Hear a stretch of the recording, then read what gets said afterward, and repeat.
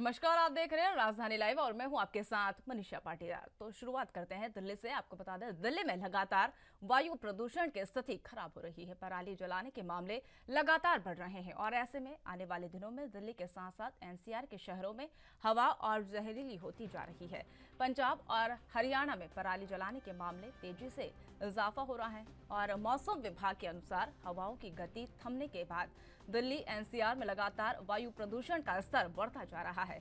अब कहा जाता है कि लगातार बढ़ रही पराली जलाने की घटनाओं से नवंबर के पहले सप्ताह में दिल्ली के साथ साथ एनसीआर के शहर की हवाएं बेहतर गंभीर श्रेणी में पहुंच सकती है और पराली जलाने के मामले में कमी आने के आसार बेहद कम हैं। ऐसे में दिल्ली एनसीआर में वायु गुणवत्ता सूचकांक 400 के पार हो चुकी है। वायु गुणवत्ता प्रबंधन आयोग के साथ साथ दिल्ली सरकार और अन्य एजेंसियां भी सतर्क हो गई है। हालांकि यही बात करें, दिल्ली एनसीआर के हेल्थ इमरजेंसी के हालात भी बनने की संभावनाएं जताई जा रही है।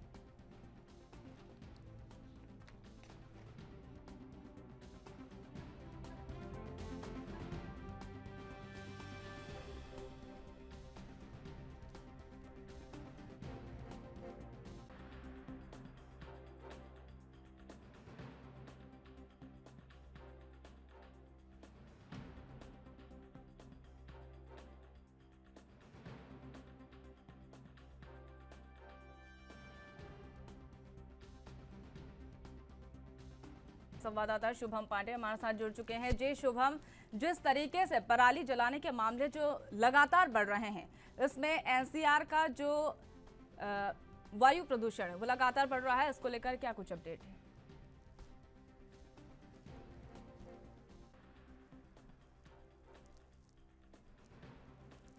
इस खबर पर और अधिक जानकारी के लिए हमारे संवाददाता शिवम पांडे हमारे साथ जुड़ चुके हैं। जी शिवम, जिस तरीके से दिल्ली में लगातार वायु प्रदूषण जो बढ़ रहा है, उसके बाद मुख्य कारण जो है वो पराली जलाना बताया जा रहा है। ऐसे में जो आईक्यू लेवल है वो क्या माना जा रहा है?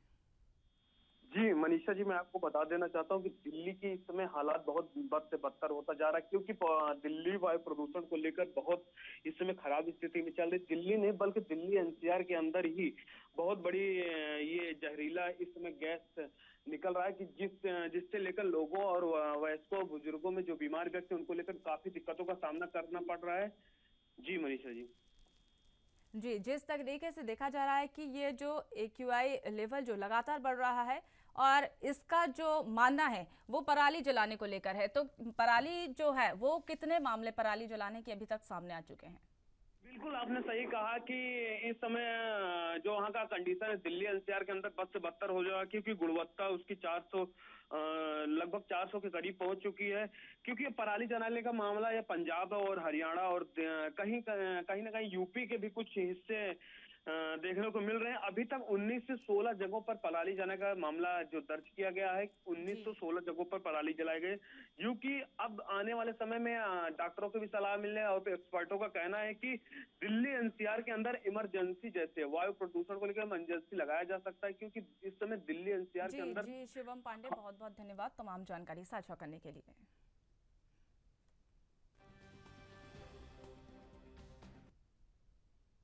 उत्तर प्रदेश के मुख्यमंत्री योगी आदित्यनाथ आज से 2 दिन के लिए ग्रेटर नोएडा के दौरे पर हैं। आज सीएम नॉलेज कॉलेज में पार्क और 5 हीरानंद ग्रुप में टाटा सेंटर परियोजनाओं का उद्घाटन करेंगे। वहीं मंगलवार को 1670 करोड़ की परियोजनाओं का शिलान्यास करेंगे। 1 नवंबर यानी आज राष्ट्रपति द्रौपदी मुर्मू पहली बार नोएडा आएंगी और इंडिया एक्सपो मार्ट में आयोजित हो रहे इंडिया वाटर वीक के 7वें संस्करण का उद्घाटन करेंगी। राष्ट्रपति मुर्मू के कार्यक्रम को देखते हुए यातायात पुलिस ने कुछ रास्ते पर रूट जो है वो डाइवर्ट करने को लेकर एडवाइजरी भी जारी कर दी है। मंगलवार को घर से निकलने से पहले एक बार एडवाइजरी को देखने के लिए भी लोगों से अपील की गई। इंडिया वाटर लीग के 2000 से अधिक विदेशी प्रतिनिधि भी इस कार्यक्रम में शामिल होंगे। इस कार्यक्रम में सीएम योगी आदित्यनाथ और राज्यपाल आनंदीबेन पटेल भी शामिल होंगी।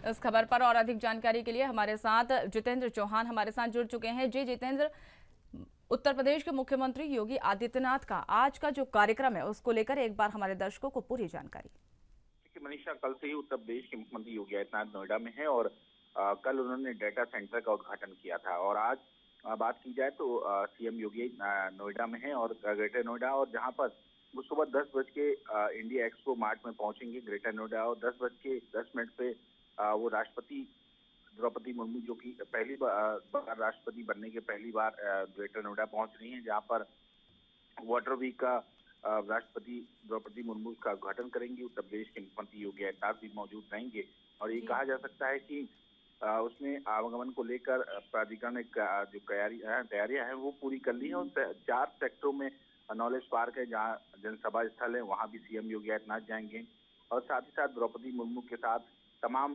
डेलीगेट्स भी वहां मौजूद रहेंगे। और वाटर वीक को लेकर जो बड़ा कार्यक्रम हो रहा है उसमें कहीं ना कहीं भाग लेने का काम किया। तो वहीं लगभग 12:30 से 1-1:30 बजे तक औद्योगिक विकास प्राधिकरण की 1600 करोड़ की परियोजना की लागत से गंगा जल परियोजना व अन्य परियोजनाओं का लोकार्पण सीएम योगी आदित्यनाथ करेंगे और जनसभा सेक्टर नॉलेज पार्क 4 में करने का काम करेंगे। तो वहीं लगभग 1:45 पे वह प्रस्थान कर जाएंगी गौतम बुद्ध विश्वविद्यालय, जहां पर वह हिंडन एयरपोर्ट पहुंचेंगे, गाजियाबाद पहुंचेंगे। उसके बाद 2:10 पे वो एयरपोर्ट गाजियाबाद पहुंचेंगे और 3 बजे वो लखनऊ वापस आ जाएंगे। कहा जा सकता है कि उत्तर प्रदेश के मुख्यमंत्री योगी आदित्यनाथ एक बड़ी कल नोएडा को सौगात दी थी डेटा सेंटर के रूप में, तो आज वाटर वीक एक्सपो किया जा रहा है जहां खुद राष्ट्रपति द्रौपदी मुर्मू पहुंच रही है, जो कि पहली बार जो राष्ट्रपति बनने के बाद पहली बार वो दौरे पे हैं और जाहिर सी बात है कि इस कार्यक्रम को देखते हुए तमाम सुरक्षा व्यवस्था के इंतजाम किए गए हैं।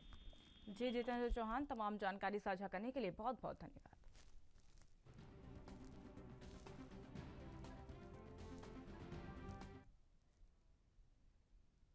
छत्तीसगढ़ के 12वें राज्योत्सव और 3 दिवसीय राष्ट्रीय आदिवासी नृत्य सम्मेलन का आयोजन किया जा रहा है, जहां राज्योत्सव का मुख्यमंत्री भूपेश बघेल आज उद्घाटन करेंगे, जबकि राज्य अलंकरण समारोह में मुख्य अतिथि के तौर पर राज्यपाल अनुसुईया उइके होंगी और मुख्यमंत्री भूपेश बघेल 1 नवंबर यानी आज करीब 1 बजे राजधानी के साइंस कॉलेज मैदान में आयोजित गरिमामय समारोह में 3 दिवसीय राष्ट्रीय आदिवासी नृत्य समारोह और राज्योत्सव का उद्घाटन करेंगे। छत्तीसगढ़ विधानसभा के अध्यक्ष डॉक्टर चरणदास महंत ने इस कार्यक्रम की अध्यक्षता करेंगे। साथ ही राज्यपाल उइके शाम को साइंस कॉलेज मैदान में आयोजित राज्य अलंकरण समारोह और राष्ट्रीय आदिवासी नृत्य महोत्सव की मुख्य अतिथि होंगी और वहीं मुख्यमंत्री भूपेश बघेल भी इस कार्यक्रम की अध्यक्षता करेंगे।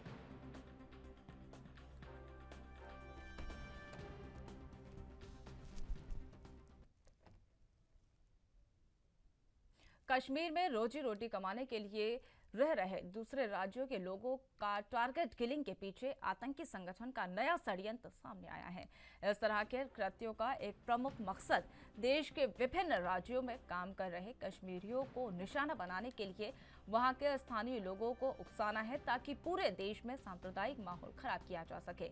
श्रीनगर में एक कार्यक्रम के दौरान बातचीत में टारगेट किलिंग पर जम्मू कश्मीर के पुलिस महानिदेशक दिलबाग सिंह खुद ने यह बात कही है। उन्होंने कहा कि शांतिपूर्ण माहौल को बाधित करने का यह षड्यंत्र है। जम्मू कश्मीर पुलिस द्वारा श्रीनगर में रविवार को आयोजित कश्मीर मैराथन 2022 के मौके पर दिलबाग सिंह ने कहा कि सुरक्षा बलों ने इस वर्ष विभिन्न अभियानों में 40 विदेशी आतंकी मार गिराए हैं और कुछ अभी भी फरार है, जो लगातार सक्रिय है और वे पुलिस और सुरक्षा बलों के रडार पर है। इन्हें जल्द ही ढेर किया जाएगा।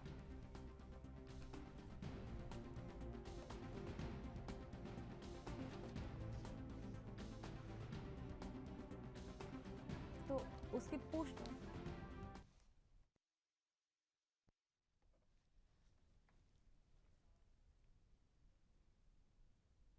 प्रियंका गांधी की कांग्रेस के लिए मंडी में की गई रैली के बाद केंद्रीय गृह मंत्री अमित शाह मंगलवार यानी आज हिमाचल में होंगे और वहीं 2 दिन के लिए आ रहे और कुछ 6 विधानसभा क्षेत्रों में चुनावी रैली करेंगे। मंगलवार को पहले दिन अमित शाह सिन्होता और कारसोग और शिमला के भट्टाकुरम और रैली में संबोधित करने वाले हैं। देर शाम शिमला को राष्ट्रीय अध्यक्ष जेपी नड्डा और मुख्यमंत्री जयराम ठाकुर के साथ अमित शाह की एक अहम बैठक भी होने वाली है। इसमें चुनाव से संबंधित मामलों में बड़े फैसले लिए जा सकते हैं। 2 नवंबर को अमित शाह नादौन, धर्मशाला और नालागढ़ में रैली करेंगे। मुख्यमंत्री जयराम ठाकुर बुधवार को जसवा, परागपुर और भोरंज में जनसभा कर शाम को शिमला लौट आएंगे। इसके बाद यूपी के मुख्यमंत्री योगी आदित्यनाथ भी हिमाचल आ रहे हैं और वहीं बीजेपी की ओर से प्रधानमंत्री नरेंद्र मोदी भी कमान संभालेंगे और 2 दिन के लिए हिमाचल आएंगे। वह 4 संसदीय सीटों पर रैलियां करेंगे। इसके लिए 5 और 9 नवंबर का दिन फिलहाल तय किया गया है।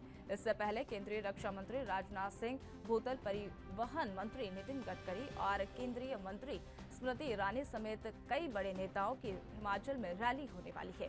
प्रधानमंत्री कार्यालय संभालने वाले केंद्रीय मंत्री जितेंद्र सिंह राणा भी शिमला में होंगे और मीडिया ब्रीफिंग करेंगे।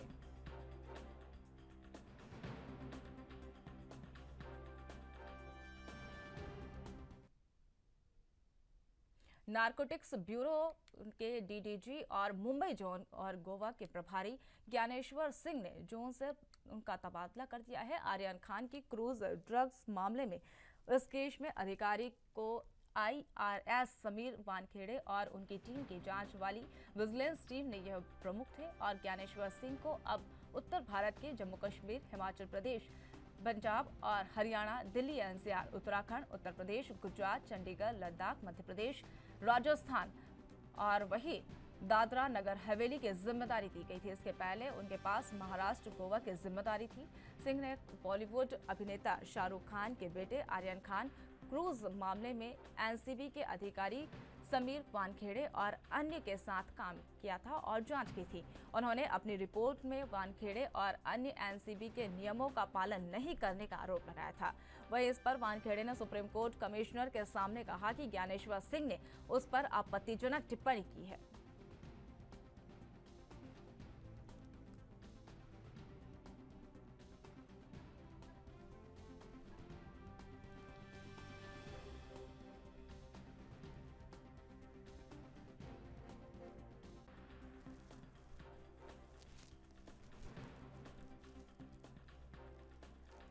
इस खबर पर और अधिक जानकारी के लिए हमारे संवाददाता सत्यप्रकाश सोनी हमारे साथ जुड़ चुके हैं। जी सत्यप्रकाश, जिस तरीके से समीर वानखेड़े ने NCB के अधिकारियों के खिलाफ जो आरोप लगाया था उसके बाद उनका ट्रांसफर कर दिया गया है, उसको लेकर तमाम जानकारी हमारे दर्शकों को समझाएं।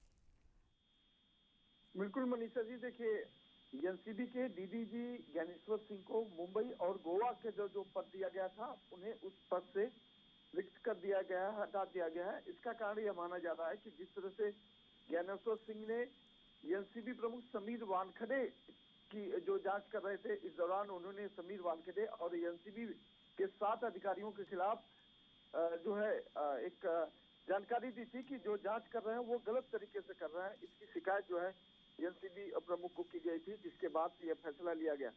फिलहाल ज्ञानेश्वर सिंह को मुंबई और गोवा के पद से हटाने के बाद उन्हें उत्तर भारत के तमाम जो इलाके हैं उनकी जिम्मेदारी उनको दे दी गई है और इस जानकारी के तहत उन्हें ट्रांसफर कर दिया गया है। तो इस तरह की बातें जो है सामने आ रही जी, जैसे कि उनका ट्रांसफर कर दिया गया है और आर्यन खान के क्रूज मामले में उन्होंने जो जांच के लिए NCB को अधिकारी दी थी, उसके बाद उनके जो ट्रांसफर को लेकर ये क्या पॉलिटिकल मामला होते हुए नजर आ रहा है?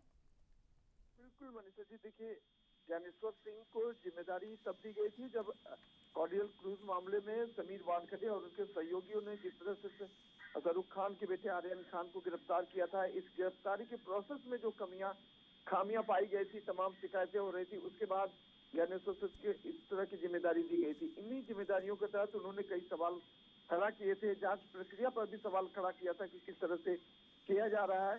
तो जाहिर तौर पर इस मामले को लेकर समीर वानखेड़े ने भी खुद सुप्रीम कोर्ट में एक याचिका दी थी कि ज्ञानेश्वर सिंह ने उनके खिलाफ जातिवाचक सूचक शब्दों का इस्तेमाल किया था, उन्हें अपशब्द शब्दों का इस्तेमाल किया था। इसकी शिकायत दी गई थी, जिसकी जांच जो आयोग ने मानी थी कि वह जांच करेंगे।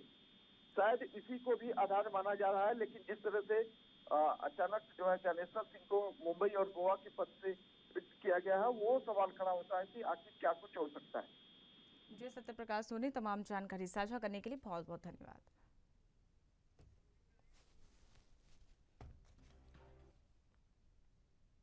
तो तो फिलहाल राजधानी लाइव में इतना ही। तमाम ताज़ा खबरें के लिए देखते रहिए एन वीडियोस। नमस्कार।